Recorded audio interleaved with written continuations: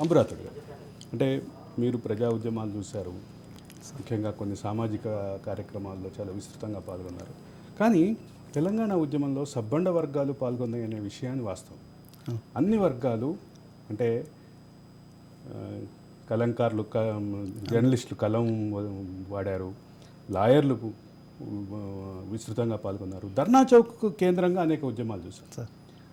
కానీ 2014లో కేసీఆర్ అధికారంలోకి వచ్చిన తర్వాత అసలు ఉద్యమం అన్న మాటని, ఆందోళన అన్న మాటని, సమ్మె అనే మాటని సహించలేదు అనేటటువంటి మాట వినిపిస్తుంది. అది ఆ తర్వాత క్రమంలో బాగా పెరిగింది అనే మాట వినిపిస్తుంది. దీన్ని ఎట్లా చూస్తారు మీరు? సరే, మేము ఉద్యమకారులు 3 రకాలుగా యాక్చువల్ కేసీఆర్ ఏం చేశారంటే ఇంక తెలంగాణ ఉద్యమకారులని ఏ విధంగా వాడుకోవాలనేది ఒక విధంగా చూశాడు ఆయన. ఉద్యమకారులను వాడుకుంటే అయిపోయింది, ఒకసారి తెలంగాణ వస్తే ఇది నాదే, ఇంకా ఎవరు మాటిన్నారు అనేది ఒకటి.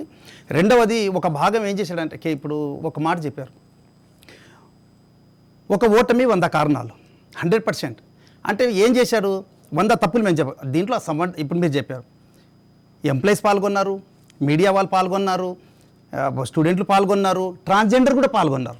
ఈరోజు ట్రాన్స్జెండర్స్ వాళ్ళందరూ మాకు వరంగల్ నుంచి ఒక సిస్టర్ అంటే చెప్తుంటే, అన్న ఇప్పుడు ఉద్యమకారులకు 250 గజాలు అంటున్నారు కదా, మరి మేము కూడా ఉన్నాం కదా, ఆ రోజు మేము కూడా రోడ్డు మీదకి వచ్చాం, మరి మామూలుగా గుర్తిస్తారా అంటే ఈ విధంగా. అయితే కేసీఆర్ ఏం చేశారంటే కేసీఆర్ చేసిన తప్పేంటంటే తెలంగాణ వచ్చిన తర్వాత ఇంక అయిపోయింది, ఈ సమాజంతో నాకు సంబంధం లేదు, సమాజం లేదు, వీళ్ళకి ఏదో దక్షిణకి ఇట్లా పడేస్తే ఇంక వీళ్ళు బతుకుతారు అంటే. హిట్లరు పార్లమెంట్లో వెళ్ళిన తర్వాత హిట్లరు ఒక కోడిని తీసుకొచ్చి బొచ్చు మొత్తం బీకి పడేసిన తర్వాత పక్కన అడుగుతారు, ఏందా కోడి బొచ్చు మొత్తం బీకావంటే, నీకేం తెలుసు కొంచెం ఆగు, ఈ బొచ్చు అంతా బీకిన తర్వాత మళ్ళీ జేబులో ఉన్న విత్తనాలు తీసి ముందర పడేస్తే తింటే అది మర్చిపోతుంది, దాన్ని నొప్పిని మర్చిపోతుంది అన్నట్టుగా కేసీఆర్ ఏం చేశాడంటే. ఇక్కడ ప్రధానమైన అంశం ఏంటంటే ధర్నా చౌక్ విషయంలో, ఆర్టీసీ కార్మికుల సమ్మె విషయంలో, అదే సందర్భంలో మున్సిపల్ కార్మికుల సమ్మె విషయంలో, ఇట్లాంటి విషయాల్లో అంగన్వాడీల విషయంలో కేసీఆర్ ప్రభుత్వ వైఖరి ఈరోజు ప్రశ్నార్థకమైనటువంటి పరిస్థితి ఉంది.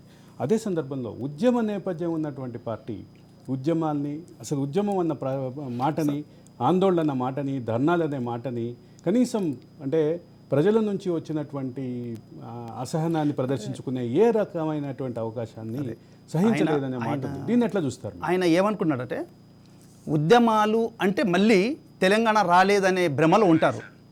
ఉద్యమాలు అంటేనే ఇంకా ఉద్యమాలు అంటే మళ్ళీ తెలంగాణ రాలేదు అనుకుంటారు. సో ఉద్యమాలు లేకుండా చేయాలంటే ఫస్ట్ ఏం చేయాలి, ధర్నా చౌక్ని ఎత్తేయాలి.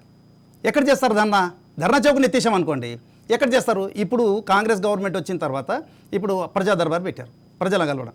అదే కేసీఆర్ కలిసారు అనుకోండి, ప్రజలందరూ వస్తారుగా, సమస్య ఉన్నట్టేగా. ప్రజలను కలవకపోతే సమస్య లేనట్టే.